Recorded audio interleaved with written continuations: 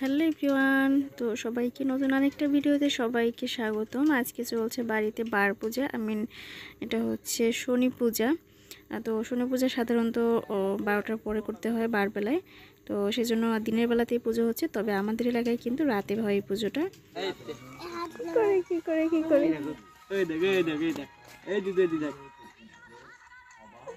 বাবা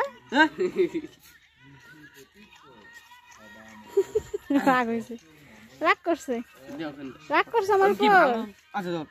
থাক থাক নিব, আসো। তো এইদিকে হচ্ছে ব্রাহ্মণ সহ সবাই পুজো করতে বসে গেছে, তো আমি এদিকে হচ্ছে ভিডিও করতেছিলাম।